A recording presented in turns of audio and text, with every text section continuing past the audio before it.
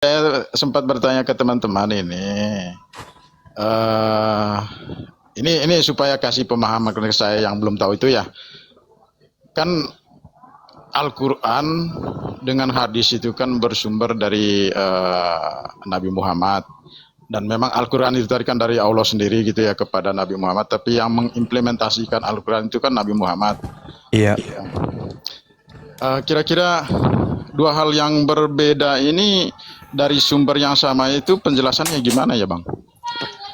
Maksudnya hadis dengan Al-Qurannya. Al-Quran. Iya, baik. Sederhana kalau kami memahami. Al-Quran itu adalah kalimat Allah. Kedudukannya tinggi.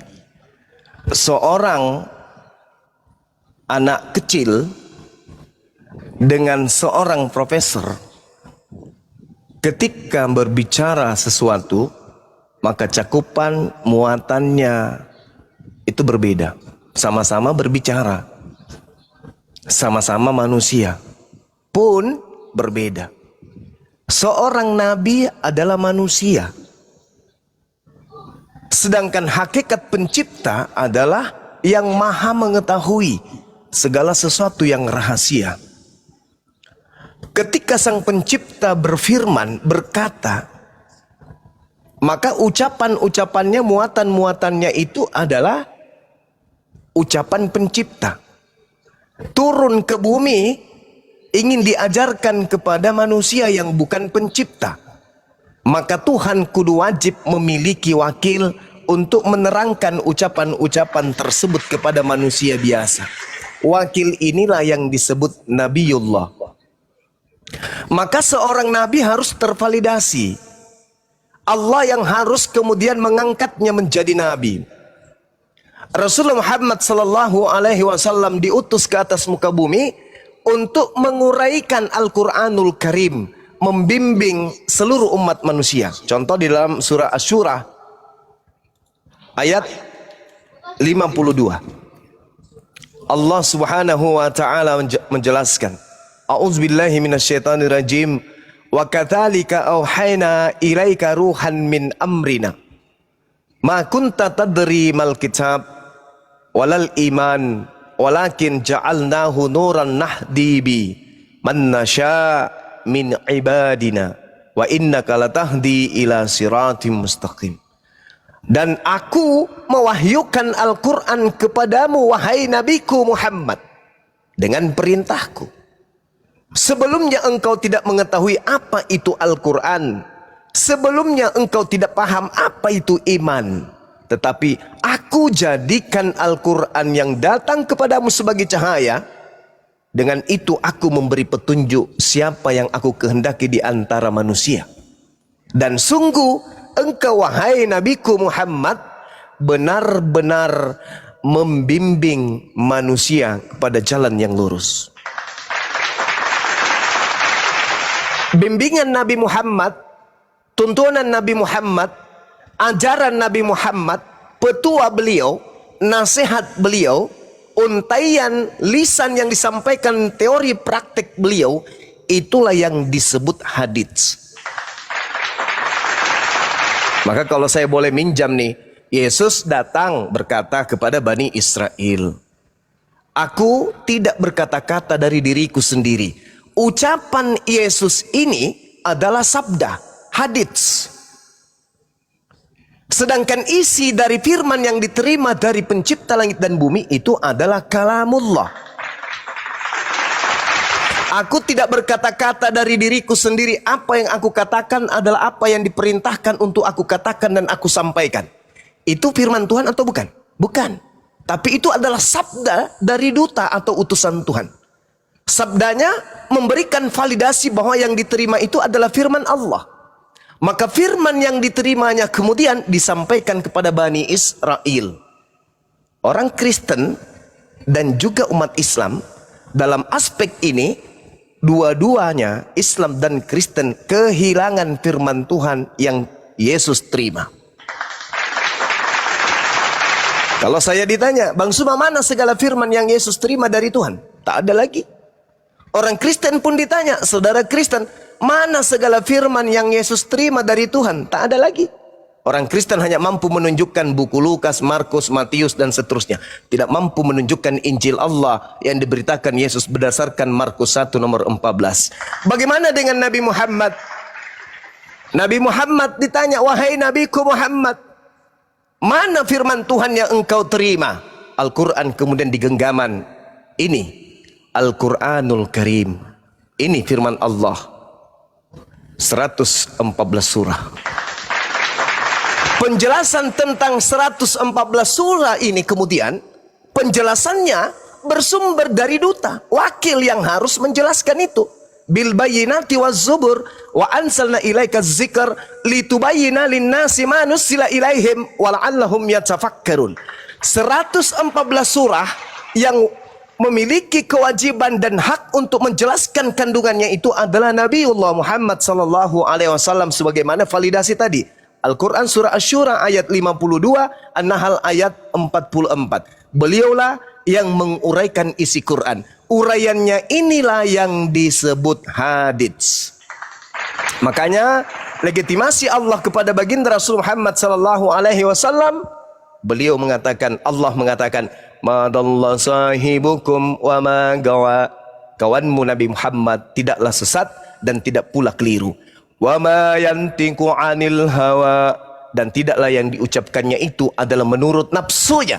In huwa illa wahyu yuha, melainkan tidak lain bahwa Al-Quran itu adalah wahyu yang diwahyukan kepadanya. Allamahu syadidul quwa, yang diajarkan kepadanya oleh Roh Kudus yang sangat kuat. Jadi keterkaitan antara Al-Quran dan hadits jelas. Tidak bisa dipisahkan. Apakah umat Islam bisa memahami Islam langsung dengan Al-Quran? Bisa. Bisa. Tapi uraian cakupannya umat Islam tak sanggup. Contoh, perintah salat di dalam Al-Quran. Apakah umat Islam bisa mempraktikkan salat tanpa hadits? Tak bisa. Perintah salat asar ada, salat zuhur ada, salat subuh ada, maghrib, isya, semua ada perintah salat itu. Tapi cara mendirikannya, gimana kita melakukannya? Maka Rasulullah sebagai wakil Tuhan mempraktekkan, menteori praktekkan kemudian salat itu. Maka beliau berkata apa? Sallu kama ra'aitumuni usolli. Wahai umatku, salatlah kalian, ibadahlah kalian kepada Allah sebagaimana kalian melihat caraku beribadah. Valid, sahih. Tidak ada yang dijadikan keraguan di situ. Sempurna ajaran Islam ini. Jadi firman Tuhannya satu komponen yang tak terpisah, beliau utuh, dan uraian sang Nabi penerima Qur'annya juga utuh. Jadi Islam itu pola hukumnya dua. Makanya tadi di sebelah saya ditanya, mana perintah sunat di dalam Al-Quran? Oh, sederhana. Nabi Muhammad adalah wakil Tuhan untuk menjelaskan tentang perihal sunat di dalam Al-Quran. Nabi Ibrahim, Nabi Muhammad diajarkan kemudian untuk menerima ajaran dan mengikuti milah Abraham. Milah Abraham itu apa saja? Wa isi betala Ibrahim rabbuhu bikalimatin fa'atammahunna. Nabi Ibrahim menerima beberapa aturan hukum kemudian dari Tuhannya, lalu Nabi Ibrahim melaksanakannya dengan sempurna. Siapa yang bisa menjelaskan hukum yang datang kepada Nabi Abraham atau Ibrahim? Baginda Rasulullah Muhammad sallallahu alaihi wasallam. Kok dia? Yes, karena dia punya validasi dari Allah. Dia yang diutus sebagai Nabiullah. Dia yang diutus sebagai ajaran, pengantar ajaran daripada Islam. Nah, sedangkan dari kalangan Bani Israel, Nabi terakhir adalah Nabi Isa alaihissalam, yang kemudian saudara Kristen sebut Yesus. Kesinambungan mata rantai pengajaran, tongkat estafet dari unsur-unsur yang diajarkan Yesus terkait penyembahan kepada Tuhan kepada muridnya Bani Israel, itu tidak ada kesinambungan kepada Kristen. Terputus dia. Antara firman yang diterima oleh Yesus tidak dibukukan, tidak dihafalkan, dan sabda-sabda Yesus tidak dibukukan dan dihafalkan. Lalu dari mana kitab ini? kitab yang ada di tengah Kristen adalah kitab yang lolos pengkanonan, ketika kemudian ada seleksi kitab mana yang orang-orang Roma dan Yunani jadikan sebagai kitab resmi agama yang mereka miliki sebagai agama baru, yaitu Katolik pada saat itu sebagai agama kerajaan. Ini. Jadi tak ada unsur sanad yang berkesinambungan antara Yesus dengan keempat Bible dan surat-surat Paulus. Terputus sama sekali. Sedangkan kalau berbicara mengenai Al-Quran, Al-Quran Nabi Muhammad sendiri yang berkata, Huzu Al-Quran min arba'a, terima Al-Quran dari keempat sahabatku. Disebut nama-nama sahabatnya disebutkan. Artinya ada ijazah, ada penghargaan, ada legitimasi, ada kemudian validasi dari Nabi Muhammad kepada para sahabatnya untuk sahabatnya memberikan pengajaran kepada orang banyak. Itu dalil di dalam Al-Quran. Saya kira begitu, saudara. Silakan. Di sini sedikit lagi zuhur. Ya, berarti posisi hadis di sini itu untuk memperjelas ya, apa namanya? Memperjelas, menguraikan Siap. Al-Quran itu sendiri ya. Siap. Oke. Makasih Bang Juma. Sama-sama, saudara. Ya. Neo Instructor. Putra aja. Oh, Putra. Sorry. Niges Triputra. Oh, nih guys. Triputra. Oke, siap. Tadi kupikirnya Neo Instructor. Sorry. Enggak lah, santai aja Bang. Siap. Enggak. Iya, maksudnya apa setelah dengar Bro, lo bertanya sepuasnya, bro. Jangan sungkan-sungkan. Ayo, sepuasnya. Lanjut, bro, lanjut. Ya, hanya itu saja. Itu kan apa namanya, itu pokok dasar daripada keislaman itu yang saya pandang itu ya, dari luar ya. Jadi itu yang bagian fundamental sekali dalam keislaman, itu yang saya pandang dari luar itu. Jadi mungkin yang untuk yang lain-lainnya itu ya mungkin saya bisa terjemahkan dari apa yang sudah dijelaskan oleh Bang Juma ini tadi. Begitu. Untuk pertanyaan berikutnya Bro Abu ya, apa namanya, hanya itu saja yang saya tanya gitu. Oh, ya udah. Tadi sih saya mau naik ke sini juga, saya menghargai Bro Abu ya aja sebenarnya. Enggak, lo kan udah Soalnya lama. ngundang saya tadi berapa? 3 kali. Iya, lo udah lama kagak konsultasi. Ya, siap Bro, siap. Pak Katolik, selamat siang Pak Katolik. Selamat. Bapak dari Katolik, Pak? Iya, benar.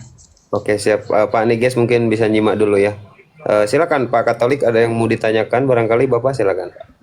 Hanya satu pertanyaan saja. Silakan Bapak, silakan. Teman-teman sambil di tap ya, Iwan Pila bantu tap lanjut Pak Katolik, silakan. Kenapa ini poligami itu dibenarkan di dalam ajaran Islam? Wah, bagus ini Gurunda, pembahasannya bagus. Itu saja. Iya, baik. Jadi pertanyaan saudara itu bagus.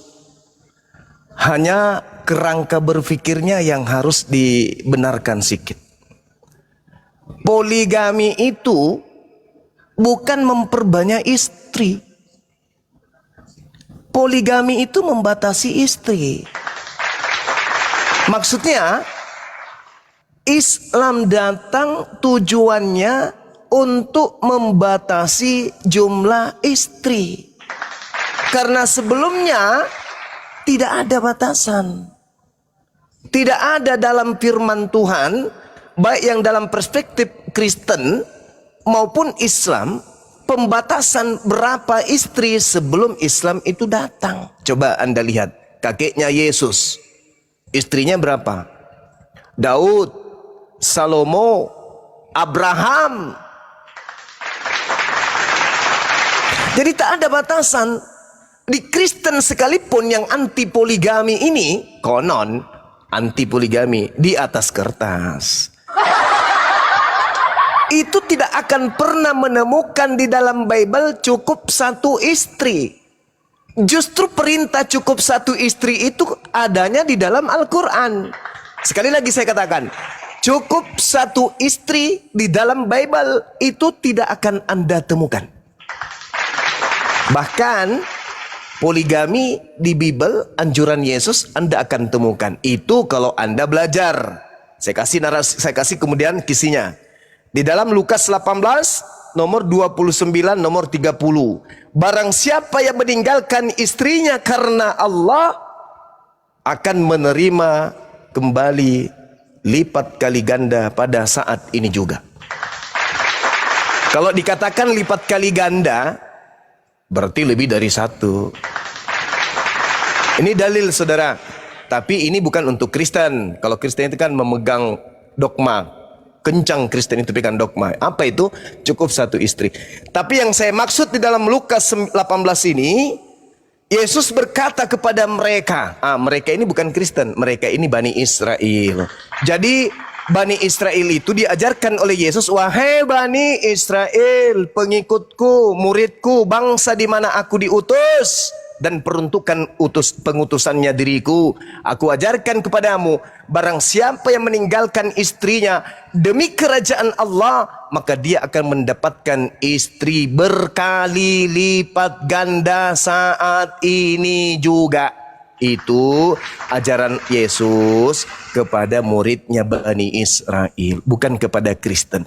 Jadi kalau saudara Kristen mau tetap satu istri, silakan. Toh sekarang banyak kondom dijual di mana-mana kok. Silakan aja. Karena perintah Yesus poligami itu bukan kepada Kristen. Begitu juga di dalam Matius 19 nomor 29. Dalam original teksnya yang diumpetin oleh Lembaga Bible Indonesia, di situ dikatakan, barang siapa yang meninggalkan istrinya demi keselamatan masuk ke dalam kerajaan Allah, maka dia akan mendapatkan 100 kali lipat nanti di surga. Matius 19 nomor 29.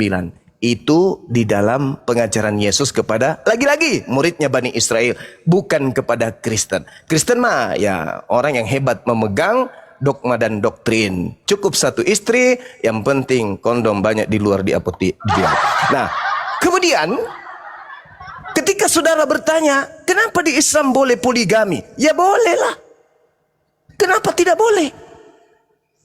Hasrat manusia. Contoh, saya punya istri satu. Lalu kemudian di luar rumah saya jatuh cinta kepada seorang wanita. Cantik sekali, baik budi, akhlaknya baik, cantik pokoknya. Apakah salah ketika saya jatuh cinta? Sedangkan cinta itu adalah hal yang menjadi bagian dari hidupku sebagai seorang laki-laki. Saya masih ganteng, masih muda, masih kuat, duit ada, dia juga tertarik samaku. Apa solusinya menurut Islam? Daripada berzina kami, karena dia juga cinta samaku, dia tahu ada biniku, dia tahu ada istriku. Solusinya apa? Supaya tidak berdosa. Nikah. Itu solusi.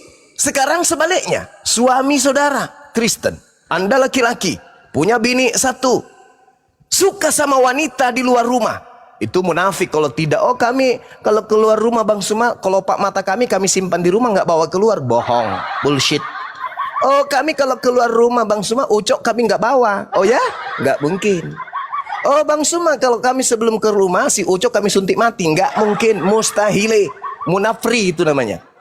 Keluar ente menghadapi keadaan yang sama dengan yang saya hadapi. Kantor setiap hari ketemu, bekasi berkas, pegang tangannya, nggak sengaja, maaf mak, nggak apa-apa mas. Besok begitu lagi, kasih berkas, tuntut tanda tangan, berdiri di sampingnya, jatuh pulpen, pegang betis, sorry, nggak apa-apa mas. Lama-lama, janjian karaoke, janjian nonton. Apa yang terjadi? Tidak boleh nikah loh, cukup satu istri. Apa yang kalian lakukan? Cari apotek merek Sutra yang harum katanya. Itu yang terjadi. Alat kontrasepsi bang. Iya, alat kontraversi. Itu yang terjadi. Zina. Oh tidak Bang Suma, kami orang-orang seperti haramnya babi kalian halalkan, begitulah haramnya zina kalian halalkan. Saya yakin itu.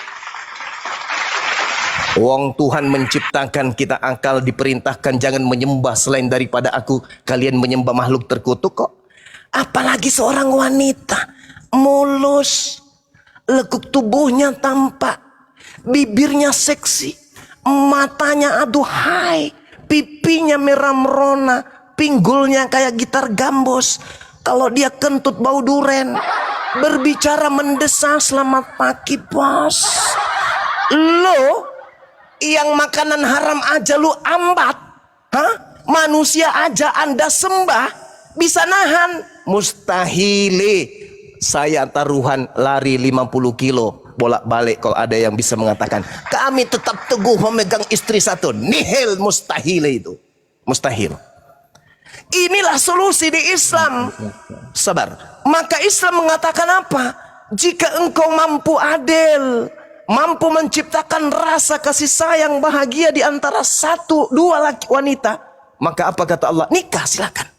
Tapi syaratnya fawahidah, harus adil. Kalau tidak, fawahidah cukup satu. Cukup satu. Jadi di sini jangan munafik kita, jangan. Orang kelite mengatakan kami cukup. Hei, lau kafiam menitimumu. Jangan munafri, jangan munafri. Keluar melihat wanita, apa yang terjadi? Ya tanyalah pendeta Yosua Teu. Tai lalatnya itu kemana-mana perginya. Demikian saya rasa ya. Jadi Yesus memberikan solusi kepada pengikutnya. Barang siapa yang meninggalkan istrinya karena Allah, maka boleh dia akan mendapatkan lipat kali ganda saat itu juga. Silakan. Ya, terima kasih. Sama-sama saudara. Ini sedikit meluruskan yang tadi apa Silakan. Matius 19 nomor 29 ya. Lukas 18. Jadi Lukas tadi saudara bilang Matius Matius yang 19 dilipatkan nomor 100 kali lipat 29 itu. mungkin. Iya, silakan. Iya. Dari Syukran, situ sahabat sebenarnya tidak ada Bahar. kata istri sama sekali ya. Dihilangkan oleh Lembaga Bible Indonesia. Karena Lembaga Bible Indonesia malu. Ternyata Yesus mengajarkan poligami. Silakan Anda baca KJP. KJP itu lebih tua daripada Bible Indonesia. Ya, artinya bahwa ajaran yang beredar itu artinya yang kami pegang sekarang, bahwa di situ hanya saya boleh bacakan mungkin isinya. Boleh, silakan. Dan setiap orang yang karena namaku meninggalkan rumahnya, Yes. saudaranya laki-laki Yes. atau saudaranya perempuan, Yes. bapak atau ibunya, Ya, anak-anak atau ladangnya, ya. akan menerima kembali 100 kali lipat dan akan memperoleh hidup yang kekal. Iya. Jadi Kenapa istri tak ada di situ, Bang? Sedangkan di situ disebut artinya semua. bahwa istri tidak ada di situ ya. Ya, kenapa dihilangkan istri? Apakah dianggap sampah bininya? Sepertinya semoga memang dihilangkan atau tapi memang yang Oh, tertulis nggak di sini mungkin. demikian. Nggak mungkin. Orang tua ada, anak-anak ada, saudara perempuan ada, saudara laki-laki ada. Satu diumpetin, bini. Siapa pelaku ini? Siapa pelaku ini yang menghilangkan ini? Coba Anda baca Artinya bahwa yang kemudian. tertulis hanya demikian, kita menerjemahkan sesuai yang tertulis saja. Ya, jadi Tidak kalau usah dihilangkan 50 Beliau, tahun ya. ke depan dihilangkan orang tua juga itu jadi benar. Tidak, ini pasti seperti ini karena itu kemungkinan saja. Kita hanya melihat yang Coba ada Anda saja, baca tidak usah yang terjemahan lain-lain. 2008. Dan setiap orang yang sudah meninggalkan rumah atau saudara laki-laki atau saudara perempuan atau ayah atau ibu atau istri, gune dalam bahasa Yunani, gune, dihilangkan. Sedangkan ini terjemahan baru yang Anda baca itu baru di Indonesia. Terjemahan yang lebih tua itu KJP. Di situ ada kata istri dan janggal sekali saudara, dari setiap orang yang setiap orang yang karena namaku meninggalkan rumahnya, saudaranya laki-laki 1, saudaranya perempuan 2, bapaknya 3, ibunya 4, anak-anaknya 5. Mana keluarga inti kok hilang 1? Keluarga inti siapa lagi 1? Istri. Sengaja dihilangkan. Karena malu, ternyata mereka yang berkorban demi kebenaran meninggalkan istrinya akan mendapatkan kelak 100 kali lipat. Jadi kalau meninggalkan satu istri, maka dia akan mendapatkan 100 kali lipat istri nanti. Tapi ini kan untuk siapa? Untuk Petrus dan teman-temannya, bukan untuk Kristen. Tidak usah dipakai kawan. Tidak usah berkecil hati. Silakan ente satu istri saja. Cuman boleh saya tambah sedikit, boleh nggak? Cuman di Islam itu kawan, di Islam itu diajarkan dalam Al-Quran, jannatu adnin yadkhulunaha wa man salaha min abaihim wa azwajihim wa zurriyatihim. Di Islam itu membangun rumah tangga bahagia, dan ketika mereka masuk di dalam surga, mereka masih bahagia bersama istri-istrinya, bersama dengan anaknya, dengan cucunya. Sedangkan di Kristen, percuma satu istri, tapi di surga tidak bersama istri lagi. Buat apa? Buat apa kalian kemudian satu istri, satu suami, setia, tapi nanti di kehidupan kekal berikutnya kalian gak sama lagi? Buat apa? Kalau kami di Islam, jannatu adnin yadkhulunaha wa man salaha min abaihim wa azwajihim wa zurriyatihim. Surga-surga Aden, umat Islam masuk ke dalamnya bersama dengan orang-orang saleh dari nenek moyang mereka, dari suami istri mereka, dari anak-anak mereka dan cucu-cucu mereka. Kami berbahagia bersama dengan keluarga inti kami di jannah. Kalau di Kristen tak ada dalilnya seperti ini. Jadi untuk apa kalian setia katanya di dunia? Paling 10 tahun, 20 tahun, 30 tahun, 40 tahun, habis itu mati, bubar selama-lamanya. Kalau di Islam enggak. Islam menikah hari ini, selama-lamanya di kehidupan kekal nanti akan bersama dengan istrinya yang soleh. Pilih mana? Di dunia, suami. Pas. Silakan. Terima kasih banyak Sama-sama. jawaban. Jadi hanya sekedar untuk menambah pengetahuan saya saja. Silakan. Sahabat-sahabat Muslim, boleh saya izin sejenak, saya ibadah dulu. Bang Dinda Erik. Siap. Oke, silakan. Pak. Siap bang. Terima kasih ya saudara Jawabannya Kantong Katolik. Kantong Katolik. Oke, siap. Thank you. Lanjutkan Ya, terima saudara. kasih banyak sudah menjawab. Tetaplah bertanya, dan saya suka kalau Kristen saya itu teman saudara Kristen saya bertanya dan mereka mau mendengarkan. Saya suka. Lanjutkan, silakan. Ya sudah. Saya satu pertanyaan itu saja. Terima kasih Oke, banyak. oke. Saya juga Lanjut. pamit. Sebentar Pak Katong. Sebelum Pak Katong itu keluar, boleh nggak saya titip satu? Kenaannya itu ya terkadang ya itu oknum lah ya. Kalaupun udah ada istri satu, tapi tetap juga benar kata Bang Juma ya, masih ada yang kelalapan di luar juga. Ya itu apa? Orang seperti itu tuh ya tidak. Kenapa kecil banget ya suaranya ya? Kenapa Bang Diges kecil banget? Nggak kayak suaranya Bang Zuma. Kenapa? Mungkin sinyal kali ya. Mungkin HP-nya ya? Ya mungkin HP kali Bang. Pak Niges, saya mau bertanya ke Pak Niges ya. Ya. Kita yang namanya agama itu, yang namanya kitab suci itu, bukan hanya mengajarkan keselamatan, tetapi kitab suci harus mengajarkan yang namanya solusi. Saya pengen tahu solusi di dalam kekristenan nih ya. Kita berdasarkan dari yang terjadi fakta di lapangan. Saya Pak Niges ya, saya pribadi punya satu orang kawan baik, dia adalah seorang Kristen. Dia sudah punya istri dan beliau pun sudah punya 2 anak. Tetapi kita bicara ini adalah oknum. Karena dia melakukan hal yang tidak di luar, dia melakukan yang namanya hubungan gelap. Setelah itu, hasil hubungan gelap itu ternyata si perempuannya itu hamil 4 bulan. Pertanyaan saya, apa solusi yang diberikan kekristenan ketika menghadapi yang namanya permasalahan ini? Silakan. Kalau di Katolik itu memang tidak diperbolehkan untuk menikah kedua kali ya, gitu. Kalau misalnya anaknya itu sudah diakui bahwa itu adalah anaknya, tergantung dia itu berselingkuhnya itu dengan agama apa. Agama Kristen, udah Kalau agama misalnya Kristen. kalau misalnya itu sesama Katolik, ini maksudnya ini ya penjelasan seperti ini memang harus dari pastornya sendiri nih, gitu. Tetapi saya bisa saya hanya menginformasikan bahwa sedikit aja gitu ya. Eh, Tetap ada pengampunan, tetapi Saya tidak nggak nanya itu. dinikahkan, tetapi tetap anaknya itu Oh, tidak tetap dinikahkan. dianggah, tetap Ya di Allah, ya Rabbi. secara, karena di atas itu kan kemanusiaannya ya, anaknya itu tetap diayomi oleh gereja Katolik gitu, tetapi kedua orang tuanya tidak bisa dinikahkan gitu. Itu Ternyata tanggapan saya itu. baik, ternyata tidak ada solusinya ya sama sekali untuk menghadapi permasalahan ini. Ya, untuk Mau dia nikahkan melakukan kedua kalinya tidak bisa, Bang. Mau menikah tidak boleh, mau bercerai tidak boleh.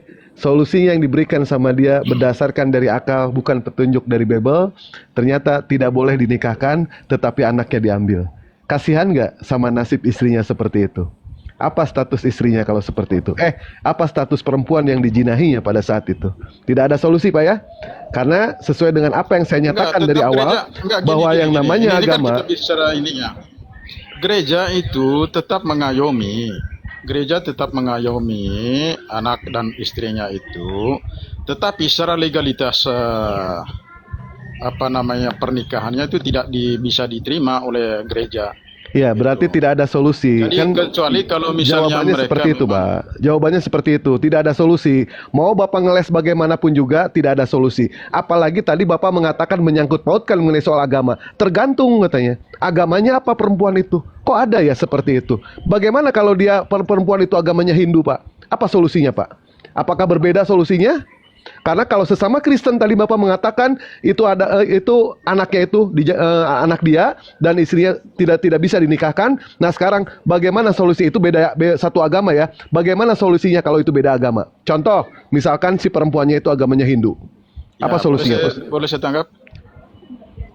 Kan Silakan, dalam silakan. Katolikan kami, kalau dia agamanya itu di luar dari Katolik, kami tidak bisa paksakan dia untuk masuk Katolik.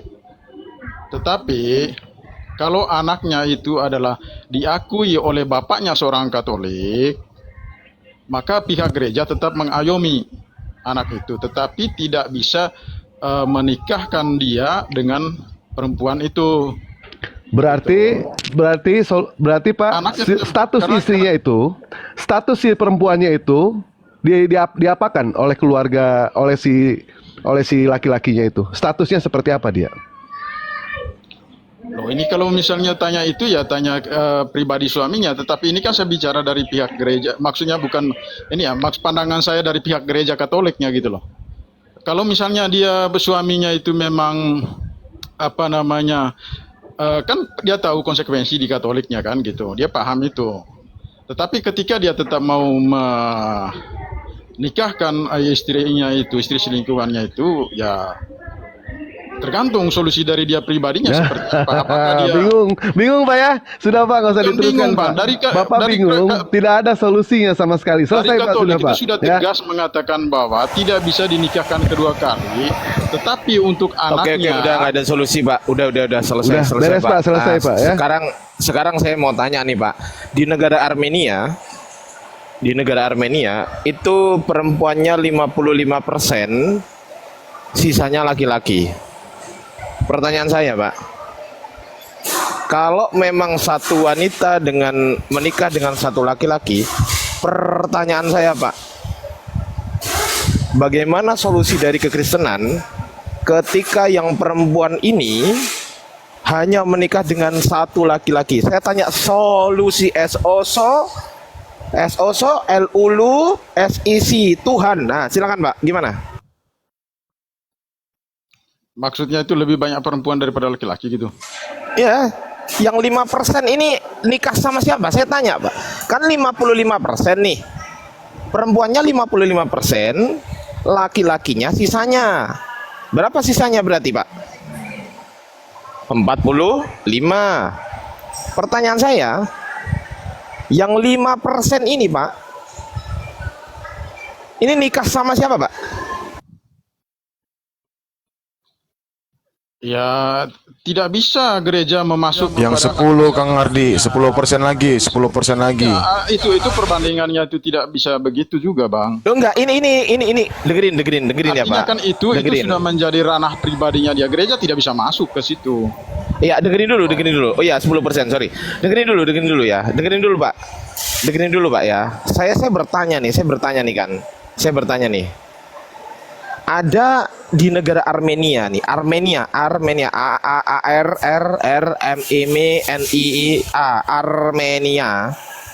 Ini 55%-nya laki-laki. 55%-nya perempuan, 45%-nya laki-laki. Berarti ada 10% tuh wanita yang tidak memiliki suami. Ini pertanyaan simpel. Ini kasus nyata, Pak. Ini nyata ya, Pak? Bisa. Kenapa? Karena ini nyata, Pak. Kasus ini, Pak. Yang terjadi sekarang di negara Armenia. Pertanyaan simpel, Pak. Bagaimana solusi dari kekristenan untuk mengatasi masalah ini, Pak, di negara Armenia? Bagaimana, Pak? Yang 10% nikah sama siapa yang perempuan ini, Pak? Silakan. Ya, seperti saya bilang tadi begini, gereja tidak bisa masuk sampai ke dalam hak asasinya manusia itu. Saya nggak tanya itu, Pak. Saya nggak tanya itu. Saya ulangi lagi ya, Pak. Saya nggak tanya gereja. Dengerin. Paham pertanyaan itu tadi. Saya nggak tanya itu. Saya nggak tanya gereja. Sekali lagi saya ulangi lagi. Bagaimana solusi dari agama Kristen atau ajaran Kristen? Saya nggak tanya gereja. Sekali lagi ya. Saya nggak tanya gereja nih. Bagaimana solusi dari agama Anda yang katanya agama Kristen atau yang nggak mau disebut agama, saya sebut sebagai ajaran Kristen. Bagaimana solusi ajaran ajaran Kristen untuk mengatasi permasalahan yang ada di Armenia? 10% wanita itu tidak bisa menikah. Bagaimana solusinya?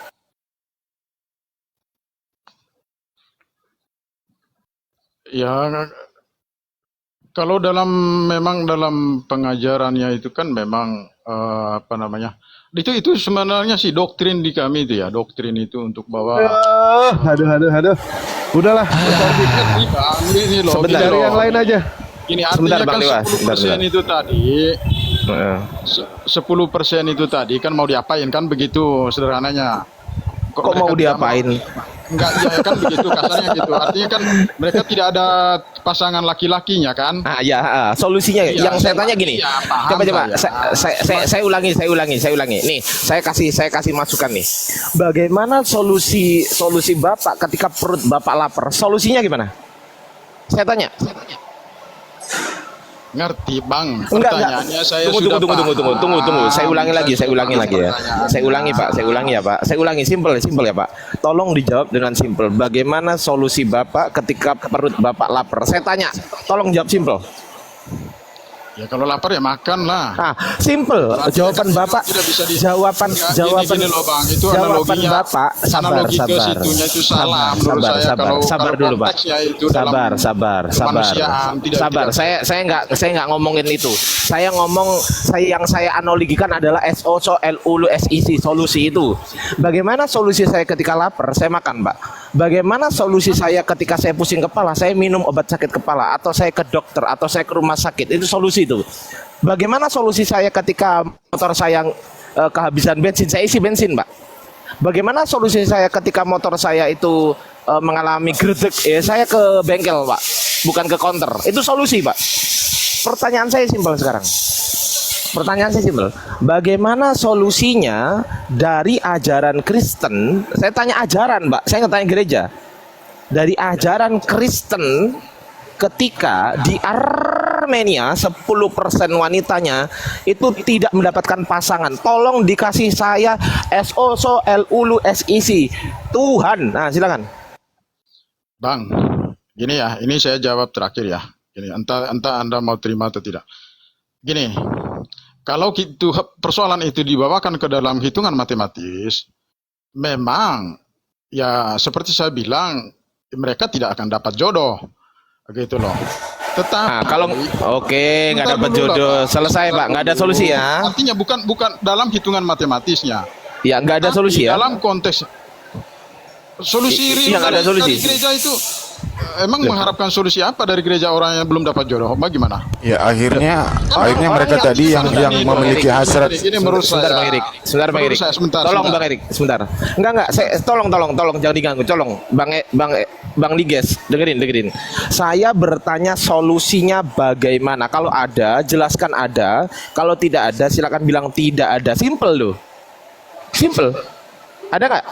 Kalau menurut saya secara eksplisit nggak ada sih, nggak ada. Oke, selesai. Nggak ada Selesai. nggak ada solusi. Terima kasih Tetapi Pak kan Liges. begini. Terima kasih. Udah selesai. Nggak ada solusi teman-teman. Terima kasih. Oke, Jadi, di artinya dalam mereka yang agama tadi yang memiliki Kristen- hasrat untuk menikah. Astagfirullahaladzim. Sebentar Bang Erik. Saya belum selesai Bang Erik. Izinlah. Saya baru ngomong loh ini. Tolonglah teman-teman. Ya. Saya baru ngomong. Izin ya teman-teman. Nanti teman-teman silakan ngomong ya. Saya sebentar aja. Oke ya. Berarti Pak Niges mengatakan tidak ada solusinya.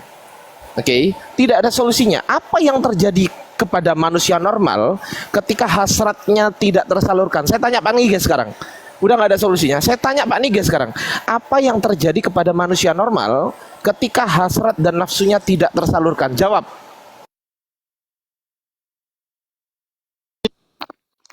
Nggak ginilah. Anda hanya mau bertanya saja, tapi tidak mau mendengar penjelasan saya, ya nggak? Artinya kan Loh. itu. Pak Niges ini gimana lah ini? Oh, ditanya Anda apa tidak mau mendengarkan jawabnya? penjelasan saya gimana? Ya udah, Terus Anda yang udah kedua, jawab tadi. Anda mau pingin mendapat jawaban saya itu sesuai dengan ada apa yang ada dalam pikiran Anda gitu kan? Loh, Artinya Bapak kan gila, udah dengerin Pak. Pak, Bapak menjawab pertanyaan saya atau tidak? Ya sekarang saya tidak. Oke, tidak. Berarti kesimpulannya tidak ada solusi. Anda tadi sudah menjawab, betul? Betul? Ya Anda tidak mau mendengarkan penjelasan saya dulu. Penjelasan Anda berkesimpulan ada solusi atau tidak? Saya tanya. Kan Di dengar- dalam isi penjelasan Anda, Tidak sesimpel itu tadi jawabannya Bang. Artinya kan dengar dulu paparan sayanya. langsung aja disimpulkan penjelasan Anda itu ada atau tidak solusinya. Kalau ada jelaskan, kalau tidak ada selesai. Ada nggak? Secara eksplisitnya itu memang tidak ada solusi. Siap Bapak. Saya terima Ya, jawabannya. Saya tetapi terima jawaban kan Bapak. kembali kepada dasar iman dari setiap orang itu mengatakan bahwa saya akan tetap mendapatkan jodoh yang diberikan Tuhan kepada saya. Jadi keyakinan itulah yang membuat orang itu tetap, kalau memang itu hitungannya secara matematisnya 10%-nya itu tidak ada, memang logikanya begitu, pasti mereka tidak dapat. Tetapi kan dalam konteks rasional imannya, mereka pasti tetap dapat jodoh kok. Gitu. Mereka pasti tetap dapat jodoh. Ini Di kan dari satu gereja. sisi Bapak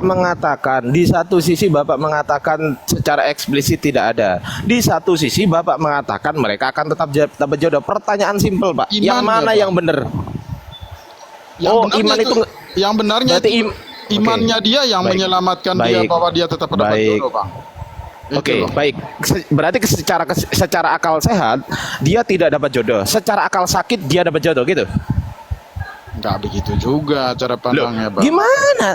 Enggak, saya tanya secara matematis itu akal sehat atau akal sakit? Saya tanya. Keyakinan imannya Saya ulang itu lagi. pasti tetap dapat jodoh. Saya ulang lagi, Tetapi saya ulang kalau lagi. Anda membawakan itu dalam konteks Saya ulang lagi, Pak. matematisnya itu Saya pasti ulang lagi, Pak. Tidak Saya ulang sama. lagi, Pak.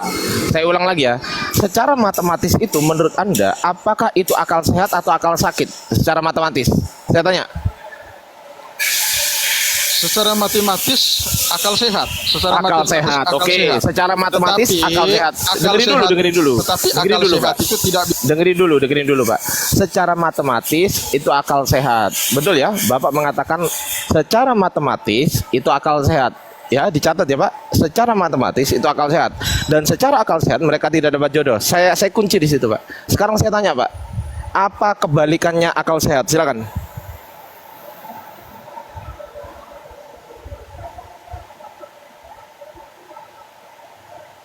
Dibuka mic-nya, Pak. Saya bantu bukain. Apa kebalikannya akal sehat? Silakan. Pertanyaan simpel. Apa kebalikan akal sehat? Kalau kebalikan akal sehat ya akal sakit lah. Akal sakit, baik. Lama-lama berpikir begitu. Baik. Secara akal sakit, secara akal sehat mereka tidak dapat jodoh. Secara akal, tapi dalam konteks itu tidak bisa dibawakan ke akal sakit, bro. Sabar, Pak. Sabar ya, Pak. Sabar ya. Dengerin dulu ya, Pak. Bapak mengatakan secara akal sehat tidak mendapatkan jodoh, betul? Betul? Oke, sekarang saya tanya, secara akal sakit mereka dapat jodoh nggak? Loh, tidak bisa dibawakan ke akal sakit itu. Loh, ini pertanyaan simpel. Anda sendiri yang Kalau menjawab. hanya dalam konteks akal sehat, lawanannya itu akal sakit, betul. Tetapi akal sehat Dijawab itu dulu, Pak. dalam konteks Dijawab ini dulu. itu tidak bisa masuk ke dalam Ya, akal sakit. Iya. Begitu Dijawab dulu rasa pertanyaan berpikirnya, saya, bro. Pak. Dijawab dulu pertanyaan saya. Apakah itu pengetahuan iman itu adalah akal sakit? Sabar. Kan tidak. Sabar dulu, Pak. Sabar dulu ya, Pak. Sabar dulu, Pak. Ya, saya tadi tanya, apa kebalikan dari akal sehat? Bapak sendiri yang menjawab akal sakit. Sekarang saya tanya kepada Bapak. Secara akal sehat dia dapat jodoh, oke? Nah, sekarang kebalikannya, Pak. Secara akal sehat dia dapat jodoh nggak? Secara akal sehat dia tidak pasti dapat jodoh. Secara akal Harus sehat paham dia dapat logika. jodoh. Dengerin dulu. Harus- Dengerin dulu. Secara akal sehat dia dapat jodoh, betul? Secara akal kan bicara yang 10% ini tadi kan? Loh, secara akal sehat dia dapat jodoh, betul? Gimana sih Bang, kok lompat itu logika berpikirnya? Maksudnya kan ini kan konteksnya itu bicara yang 10% yang tidak menikah kan? Baik, berarti secara akal sehat dia nggak dapat jodoh. Secara akal sehat yang 10% ini tidak dapat jodoh. Tidak dapat jodoh. Baik, secara akal sakit tidak bisa Saya tanya. dilogikakan bahwa akal sehat itu lawanannya akal sakit. Loh, Tidak bisa apa bicara itu lawan yang akal masuk sehat? ke dalam akal sakit. Baik. Sekarang saya tanya, Gitu apa lawan loh. akal sehat? Sekarang saya tanya kepada Anda, apa lawan akal sehat, Pak? Akal Apa? sehat ya akal sakit, betul. Akal sakit. Baik. Ya, sekarang yang saya tanyakan adalah sesuai dengan jawaban Anda. Secara akal sakit, dia dapat jodoh nggak? Secara akal sakit ya Dapat jodoh nggak? secara akal sakitnya dia tidak pasti dapat Loh. itu tidak masuk ke dalam 10% tadi lagi loh. Iya betul itu tidak masuk ke dalam 10% lagi tadi. Ya begini Bang, jangan mencoba logika Anda itu yang melompat. Loh, Bang Dion diem dulu, Bang Dion. Saya nggak suka kalau saya ngomong itu terus dipotong-potong. Bang Dion diem dulu. Bang Dion baru masuk, belum salam, belum apa, terus kok motong-motong. Jangan kayak gitu, Pak. Ya. Bang Dion diem dulu ya. Bisa nggak? Bisa nggak Bang Dion? Bisa ya? Makasih ya. Oke, saya lanjut, Pak. Pak Niges mengatakan sendiri kepada saya secara lantang, kebalikan daripada akal sehat adalah akal sakit. Itu jawaban Pak Niges, bukan jawaban saya gitu loh. Saya tanya sekarang, secara akal sehat Pak Niges sendiri yang menjawab, mereka secara akal sehat mereka nggak dapat jodoh. Oke, saya terima logika itu. berpikirnya betul. Loh, nah, iya. Saya Karena tanya itu secara akal kan sehat dasarnya ya. tadi kan hitungan matematis Sabar. Matematis Anda itu akal sehat atau akal sakit? Saya tanya, matematis Anda. Matematis Akal sehat atau akal sehat. Ketika itu 10% Oke, itu mau dimanain? baik. begitu. Itu akal sehat. Baik. Secara akal sehat Anda, mereka tidak dapat jodoh, betul? Oke. Sekarang saya tanya, secara akal sakit yang Anda katakan tadi, akal sakit, secara kebalikan akal sehat yaitu akal sakit, mereka dapat jodoh nggak?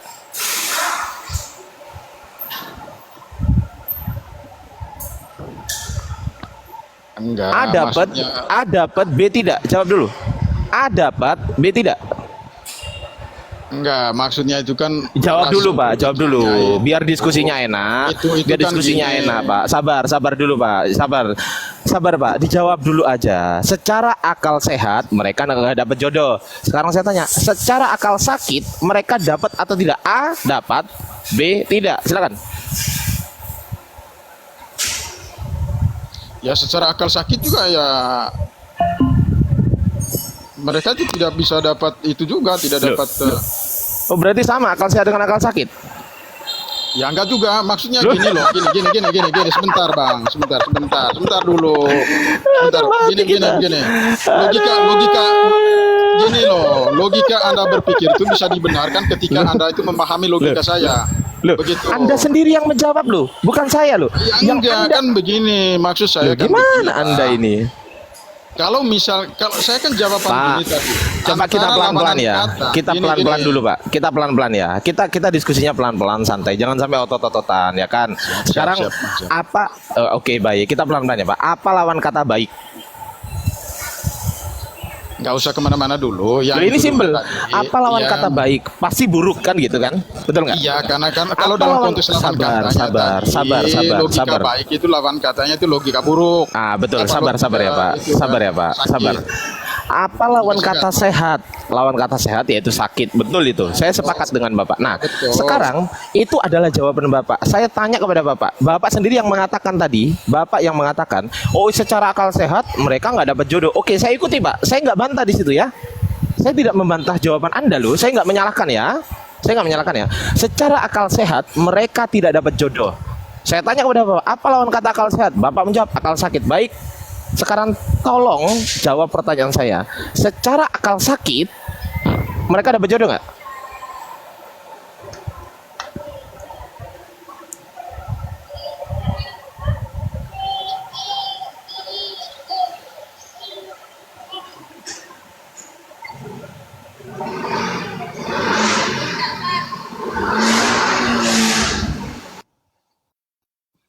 Ya, Pak Niges kenapa nggak jawab, Pak? Jadi macet kan? Enggak. Ini lagi ada ini tadi. Bentar. Gimana Bang, gimana? Iya, tadi kan Ya, jawab. seperti saya bilang tadi, begini ya. Enggak, kenapa nggak jawab gitu loh? Enggak, tunggu dulu. Saya butuh jawaban dulu, Pak. Tolong jawab dulu. Tolong dijawab dulu. A dapat, B tidak secara akal sakit. Ya secara itu tidak bisa di hal konteks seperti Tuh itu kan? tidak bisa Nggak masuk bisa dalam akal sakit juga. jawab. Bapak nggak Begitu, bisa Bang. jawab. Enggak gini, bukan nggak bisa jawab. Itu, Jadi Bapak dalam nggak mau konteks jawab, yang nggak Abang jujur kalau sampaikan diskusi. itu, tidak bisa masuk ke dalam perlawanan katanya itu adalah akal sakit. Nggak bisa masuk Lah, ke terus situ, Bang. Apa lawan? Gitu. Enggak, apa lawan kata akal sehat? Saya tanya. Ya, memang Apa lawan betul, kata akal sehat? akal sehat lawan katanya akal sakit. Betul. Oke, sekarang saya tanya. Tetapi- Saya tanya sekarang. tapi akal Sekarang saya sehat tanya. dalam konteks ini tidak bisa masuk ke dalam akal Loh. sakitnya. Enggak, Bapak bisa Gitu, jawab Bang. enggak? Bapak bisa jawab enggak? Kalau nggak bisa, selesai kita. Ya, jawaban saya ya seperti itu, Bang. Jadi kalau misalnya Abang juga tidak terima